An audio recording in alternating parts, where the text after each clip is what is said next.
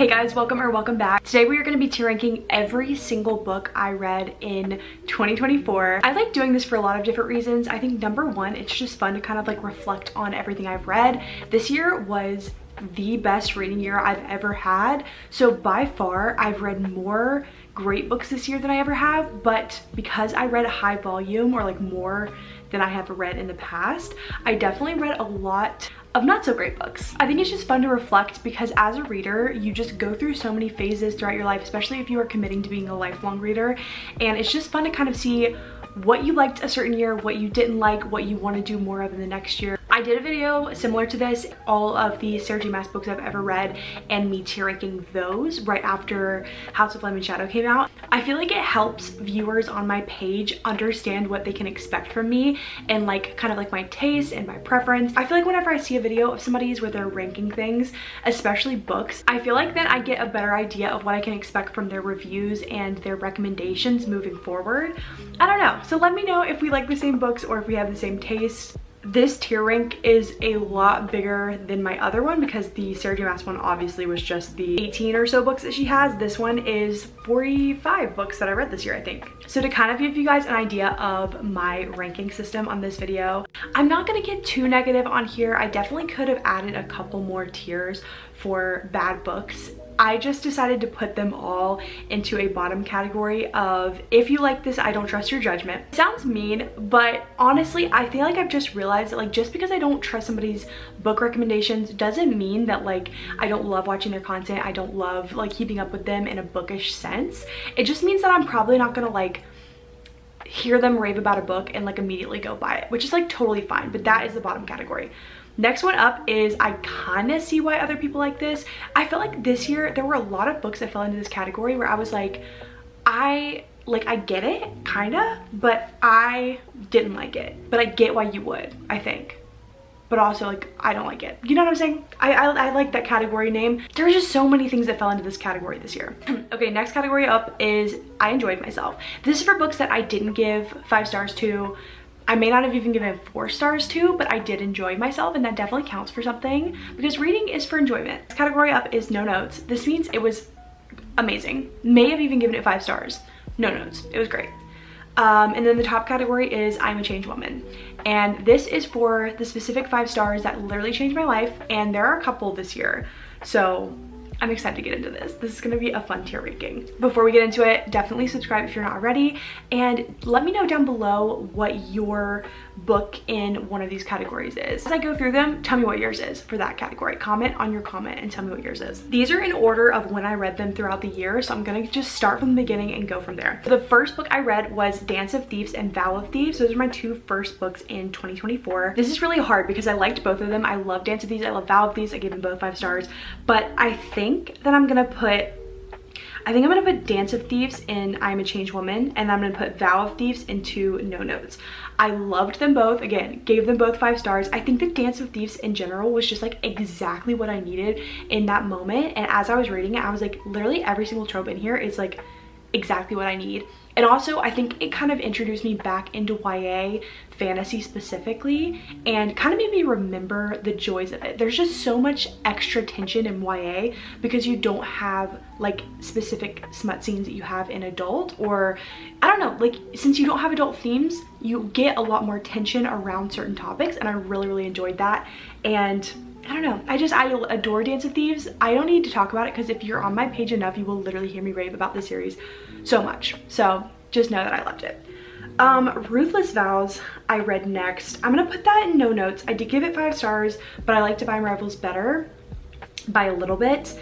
It didn't like change me, but I think also part of that might be because Divine Rivals falls into that category and the story kind of just continues in book 2. So it wasn't like revolutionary to me because I had already read the first book. So Crescent City, I'm going to put into I'm a Changed Woman. I just loved Crescent City. I felt like, I said this in my last video, but I definitely give books credit if they are specifically unique because we live in a time where it is so hard to have originality. And I really felt like the first book in this series gave that to me. Everything I needed in terms of originality, in terms of just feeling like I'm in a whole new world that I've never been in before, Crescent City gave. Now, for the next 2 books, we dropped down a little bit. So I think that House of Sky and Breath actually falls into I enjoyed myself, which is kind of crazy. I think I gave it 4.5. And I really think that I was in a headspace of just like, I was in that world. And so I think I actually gave it higher than I probably would now. I think I would end up giving House of Sky and Breath a 4. And then I would give House of Flame and Shadow actually a 3.5, which is kind of crazy because I loved the first book. The first book was like 6 stars for me. But then it kind of dropped down from there a little bit. So I'm going to put that one into, I kind of see why other people like this. Like it's so sad, but I really, I don't know. I just don't think I could put it in. I enjoyed myself because I did for the first half, and I even made embarrassing TikToks where I was like, guys, why do you hate this? It's so good. But then I kind of like, as I got more into it, I was like, oh, I really did enjoy them. So next up is Assassin's Blade. This is so embarrassing, and I've had to tell this so many times, but I forgot to read Assassin's Blade in the middle. I knew it was supposed to go somewhere in the middle of Throne of Glass, but I just like kind of forgot where it was supposed to go. So I ended up forgetting to read it. So it's so embarrassing, and I have to say that all the time, but I'm gonna have to put that, and I enjoyed myself, even though I did enjoy myself, but also I didn't because I was like depressed the whole time. So I'm gonna put this up here. It's like definitely not my favorite, but I feel like it's nobody's favorite Throne of Glass book. Like it's good. It tells you more about Selena and like her history and her assassinship and whatever, but I don't think it's anything like revolutionary. And I honestly got through the entire series without even reading it, so kind of like arguably not even necessary, but I did enjoy myself with it until I was depressed. Bride by Ali Hazelwood. Look, I am a Bride defender. I loved Bride. I'm gonna put that in no notes. Everybody hates on me for this opinion because so many people didn't like it, but Bride was like everything I needed it to be. It was a rom-com Twilight, and like that's literally all I need in my life. I went into it with the correct expectations. Like I knew it was an Ali Hazelwood book, so I wasn't really gonna take it that seriously. Like I wasn't going into it being like, this is like gonna be a crazy adult romantasy. It's like, it was a rom-com, you know what I mean? Like I was expecting it to be a rom-com. It was a little bit weird at times. You know, I will say, if you're like an Ali Hazelwood fan and like you love her other like romance books, I feel like maybe you wouldn't love it. But since I'm kind of in the middle, like I just was getting into contemporary romance, but I'm like more of a fantasy person, this was just like so good to me. Like I just loved it, and I just can't understand why people hate it so much. Love in Other Words by Christina Lauren is next up. You guys know that this book actually changed me. Like I have to put it in I Am a Changed Woman because it literally is my favorite contemporary romance I've ever read in my entire life. I don't know how I lived my life before reading this book. And I feel like before I read this book, I was always kind of confused at why so many people loved contemporary romance. But then once I read this, I was like, oh, I literally get it. Like I understand now. One Dark Window. This is literally hard. I'm gonna have to put One Dark Window and Two Twisted Crowns into I Am a Changed Woman. That series was one of the best romantasy duologies I've ever read in my life. I have a reading vlog reading both of these books, and I read the first one, I was like, oh, like this is amazing. How can this get any better? And then I read book 2 and I was like, that's how. Okay, the lighting's getting kind of funky, so we're moving to my bed.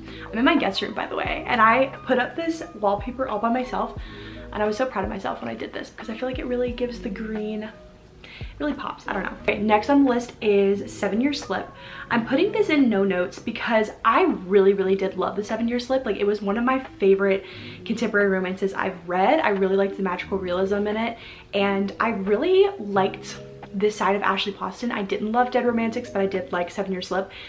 Everybody says that it was like absolutely life-changing, and I liked it, but I wasn't like, I don't know, I felt like the main love interest just didn't catch my attention as much as I felt like he should. I don't know, like I loved it, I thought it was great, but it's not like life-changing for me. I always get heat for my opinion on Powerless. I'm gonna put this in the I kind of see why other people like this, because whenever people talk about it, I do understand why they would like it the way that they do. I think that for me personally, a lot of people really love it for the banter and like the tension between the two main characters. And while I can see what people mean by that, I personally didn't really like the banter that much because I felt like it didn't really have that much substance. I felt like the characters like weren't very fleshed out, and a lot of the banter was just them having the same conversation all the time. And I've said this before on, I think I said it on TikTok before, but I felt like the banter felt like you're in a creative writing class. The teacher says like, oh, write tension and banter between two main characters, and you write it, and then that banter from the creative writing class just gets thrown into a random book.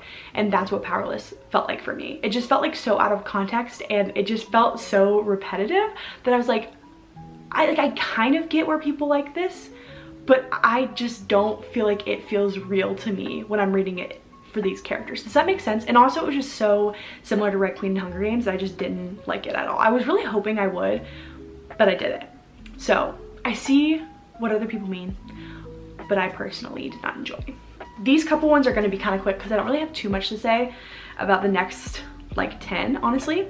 So Silent Patient, I enjoyed myself. The plot twist threw me for a loop, but my husband read it and he didn't like the plot twist. He didn't really get that thrown off by, and I was like, how are you not like jaw on the floor by this plot twist? So I don't know, I enjoyed it and I thought the plot twist was crazy. The Seven Husbands of Evelyn Hugo, I didn't even give this 5 stars. I think I gave it like 4.75. I always forget I read this book this year, and it was literally so good. It's almost in the I Would Change Woman category, but I'm gonna put it in the no notes category because I don't know, since I always forget that I read it, I feel like it shouldn't go in the I'm a Changed Woman category, but I was sobbing my eyes out. That was one of the books that made me cry the most this year. I absolutely adored that book, and it was just so good. And that's one of the books that like I always recommend to people. I'm always like, if you've never read that, like you need to go read it. The Love Hypothesis by Ali Hazelwood. I kind of see why people like it, but I did not. I felt like the main character was too millennial quirky for my liking. She was just so obnoxious, and there were just so many times where I was just so annoyed with either the situation or the main character that I was like, I don't know, I think I gave it like a 3.5, but I do see why other people like it, and I do like Ali Hazelwood's spice scenes are like so good, so she does get points for that, but like, I don't know, it was just so cringy, so many parts of it. Really Love by Colleen Hoover. If you like this book, like if it's one of your favorite books, I genuinely, like, we won't have the same book taste. It was the only Colleen Hoover book I've ever read, and I was reading it with an open mind. I was like, you know what, like let me maybe see what people are talking about with Colleen Hoover. And as I was reading it, I was just like, nothing about this is good. There was like a step sibling trope that just didn't need to be there. Like the main character was like absolutely pining after a guy that did not care about her at all. I don't know, I just, none of it, absolutely none of it was appealing to me. So I just don't really see, I don't see the appeal. Maybe her other books are better, but I read that and I was like, I could definitely go without another Colleen Hoover book, maybe forever. Blue Like Jazz, this is like kind of a random one. This was a non-religious thoughts on Christian spirituality, so it's kind of like a spiritual Christian type book. I really enjoyed it, but other parts of it I didn't enjoy as much. I'll just put this in the I enjoyed myself category because there's not really much to say about it. Like it was good at parts, and then other parts I was kind of bored. So yeah, I enjoyed myself. Magnolia Parks I started in May, and I read all of them in May, like literally plowed through them. So these are my takes on all of them. I am personally a Magnolia Parks girly. I liked her a lot more than Daisy Hates. Daisy Hates kind of got on my nerves a little bit, and I know people feel the same way for Magnolia, and I definitely do at times, but I just liked her books better overall. So I would say, let's see, I would say Magnolia Parks, I enjoyed myself. Daisy Hates, I kind of see why people like that book. Magnolia Parks book 2, I guess technically in the series is book 3, but the second Magnolia Parks book, literally no notes. That was such a good book. I just can't even, like, I literally, whenever I think about that book, it was such a whirlwind of emotions, and I just like absolutely adored it. I actually haven't read Into the Dark yet, but Long Way Home was crazy. And then Daisy Hates, Great Undoing, I'll also put it into I kind of see why other people like this. I just genuinely, like, anytime that it's a Daisy Hates book, I just am not enjoying myself. And I think it might be because it's not an original story. It's kind of just like the same stories and the same like plot line, just happening from a different person's point of view. And I just don't really like Daisy. Her personality gets on my nerves. I think overall with Magnolia Parks, like, some people are gonna love it, some people are gonna hate it. I can totally understand why some people don't like the series at all. The writing is definitely like not like anything I've ever read, and I wouldn't say it's like particularly good, but it's not like particularly bad, so it's kind of hard to place.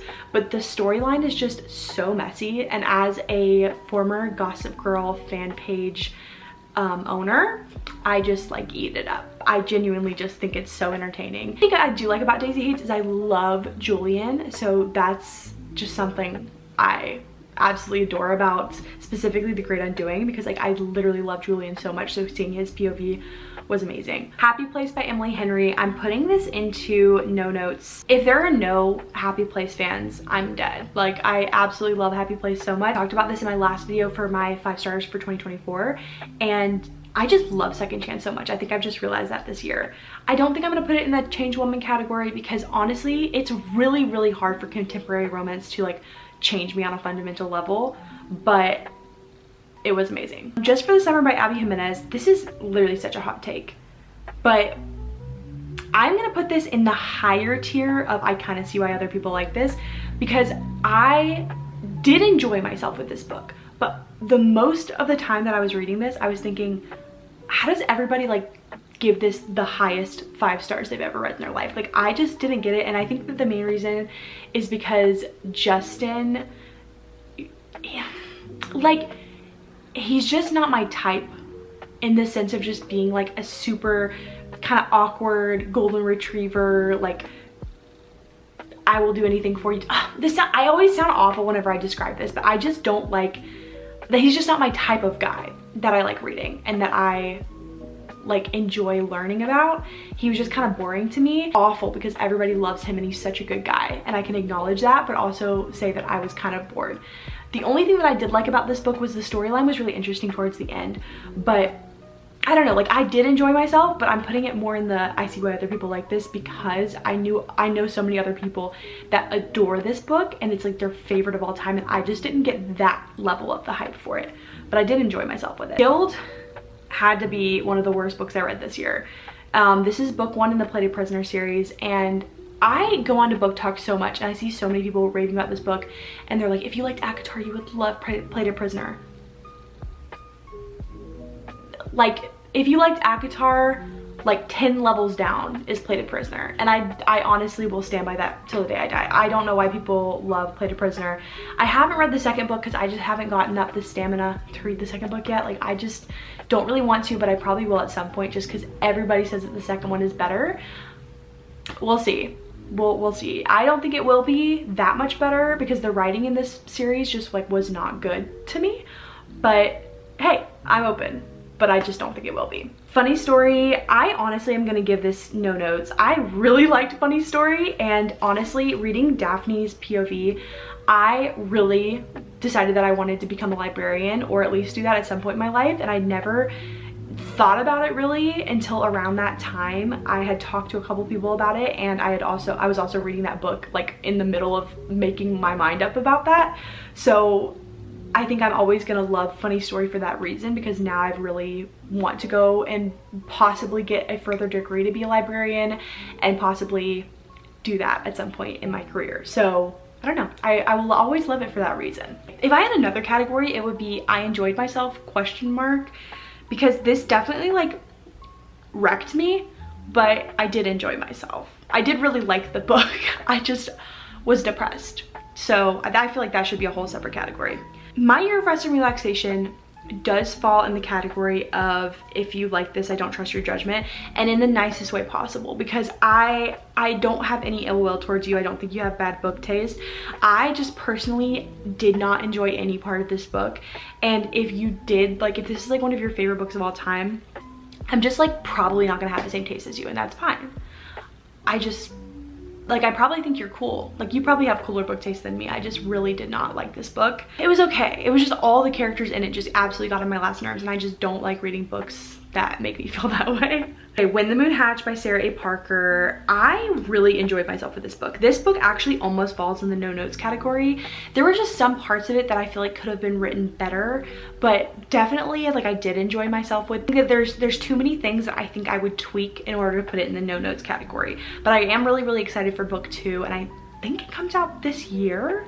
So I'm really excited for that. I loved the concept of the dragons like solidifying into moons, like everything about that book, like the world building was really cool and unique. Flawless by Elsie Silver. This series was phenomenal, honestly, and not in like a it was written amazing type of way, more of a I just had such a good time with it. I would say Flawless, I enjoyed myself. I really did have a good time with it. There are obviously like there are some issues, and I didn't really love Rhett as a character, but I did have a really good time with it, and it introduced me to cowboy romance, which I had such a fun time with.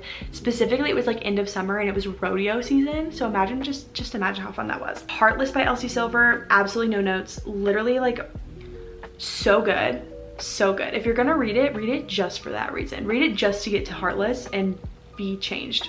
I could almost put that in I'm a changed woman category. I'm not going to, because I didn't give it 5 stars because the writing just like, I'm just really picky with 5 stars, but if I was gonna put any of them in a 5-star category and a changed woman category, it would be that one. I'll just go ahead and do the other 2, even though I read them a little bit later on. Powerless by Elsie Silver. I'm gonna put this in the, I kind of see why other people like this, just because I don't really love the girl falls first kind of trope, and that's kind of a little bit what that was. And also I was just so bored in a lot of parts of it that I can't really give it any more than that. And then for Reckless, I liked Flawless better, but I'll go ahead and put that in the I enjoyed myself category. I had a good time with it. I felt like the trope that's in that book was done a lot better than I've seen it done. You'll get it if you've read it, but I think that's definitely a better way that I've seen it done before. So I liked that part of it, and I definitely liked their relationship, but I don't know, it wasn't crazy. I think I gave it like 4 stars, but I did enjoy myself with it. This Summer Will Be Different by Carly Fortune. I did enjoy myself with this book. I think now that I'm looking back on it, I probably would have given it a little bit lower of a rating, but I read this during my 24-hour readathon with my friend JC when she came to visit, and it's a good quick summer book, but it wasn't anything to write home about. Like, their relationship is one that like I genuinely think that they would break up like a year after the book ends. So for that reason, it was like good, but I wouldn't like crazily recommend it, if that makes sense. Heartstopper, I'm gonna put volume 1 and volume 2 in no notes because it's just like the cutest story ever, and you just like, it's so quick. They're graphic novels, they're, you know, there's a TV show based on it. The whole thing is just so cute and darling. Like, I don't know, it's just so pure and I just adore them. So like I can't put it in anything other than like no notes, because like what notes would I possibly have on Heartstopper? Also in the no notes category would be Legends and Lattes by Travis Baldree. I literally could almost put this in I'm a Changed Woman because I just thought it was the cutest, most warm story. I read it at the beginning of fall. It was just so sweet and cute, and I had such a good time with it. Six of Crows. Literally the no notes category has so many books in it, but I'm gonna have to put it in no notes. Like, it was so good. And I think that the only reason why I didn't give it 5 stars is because it felt a little bit too YA. I think the whole time I was reading it, I've said this before, but the whole time I was reading it, I was like, I would have loved this when I was in high school, but now I just feel like it's very YA. And when something is a little bit too YA, I just don't tend to like rate it as high as I rate other books nowadays, because I really do like adult fantasy now. But I did really enjoy myself with Apple by R.F. Kuang. I can't get into all the reasons why I was just like absolutely enamored by this book, but I'm gonna put it into I'm a Changed Woman because this is just like one of the best books I've ever read in my life. I can't wait to dive into R.F. Kuang more this year. I can't get started talking about this book because in the last video I started talking about it and I had to edit down like 10-minute clip of me talking about this book, so I just can't even get into it. If you want to go watch me talk about Babel, it's in the last video, but it did change my life this year. Song of Achilles, no notes. Gave it 5 stars. Cried my eyes out. I actually read it while I was in Greece, and I was like on the beach in Mykonos crying my eyes out reading this book. The Fine Print was genuinely one of the worst books I've ever read in my life. I hate DNFing. I hate it so much. This is the only book I DNF'd this year because I was midway through reading it. I had to push and claw and fight my way to get to the halfway point. And then I said to my husband, I was like, I literally cannot finish this. Like, there's no way that I can force myself to finish this book. The writing was absolutely atrocious. I think part of it also is that I used to work at Disney World, so I was expecting just like a funny, fun time, but there was just so many things that were so cringy. I did not like that.